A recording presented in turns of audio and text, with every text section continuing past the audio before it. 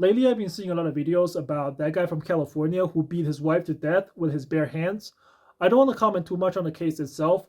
What I find rather interesting instead was some of the reactions. A common theme that I've noticed in many of the videos is that people keep mentioning where he graduated. It's like Tsinghua, Tsinghua, Tsinghua over and over and over again. Like they seem genuinely perplexed by the notion that somebody who graduated from Tsinghua is also capable of, listen to this, committing a fucking crime. When they talked about the girl, again, same thing. It's like, could you believe this poor girl was murdered by his husband?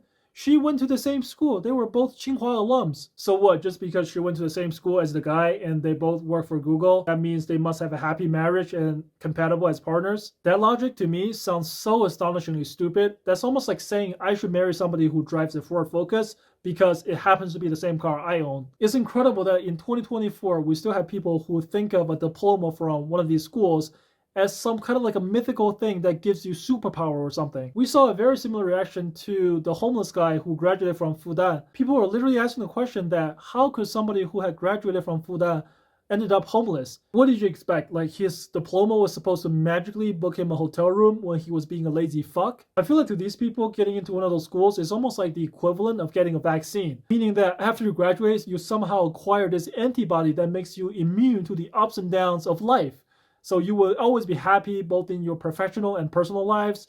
You will never experience any setbacks. You will never make any bad decisions. In reality, for anybody who has left their little bubble and gone into the real world, you will know that your profession, your diploma don't mean shit. How well you can withstand pressure, how adaptable you are to your environment, and at least some basic awareness of your own character flaws. These are what actually fucking matter in the real world, and it's especially true if you're living abroad. Without them, no amount of salary or fancy degrees is gonna put you on stable footing in the long run. And if I'm being brutally honest, like we all went to school in China at one point or another. And it's clear as fucking day that what teachers value and don't value in their students. And post-graduation, when it comes to dating, for instance, I don't have to tell you guys what parents tend to focus on and what they often overlook. And that means this guy who's probably been an A-plus student all his life and is also in a financially advantageous position, even if he exhibited questionable behaviors in the past that should have been seen as warning signs, what were the chances that people around him just swept it under the rug and pretended it's not a big deal? Admittedly, I don't know the guy. I don't know why he did what he did.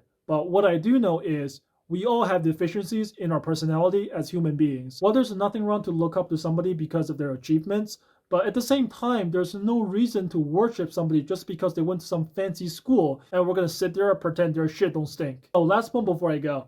Ever since the day this happened, there have been people acting like armchair psychiatrists trying to analyze what the underlying motive was. Was it layoff? Was it because the wife had a lover? Was it green card? Was the husband controlled by aliens? All kinds of bullshit, right? With all that said, there were people that had the audacity to spin the story for the 8th time with corrections on top of corrections, while being completely oblivious of the fact that they were the ones that made up the first 7. I guess more power to them, but can I just have one simple request? If you're gonna post the same shit for the 8th time, could we just stop leading the video with the phrase, the story that shocked America? Americans don't give a fuck.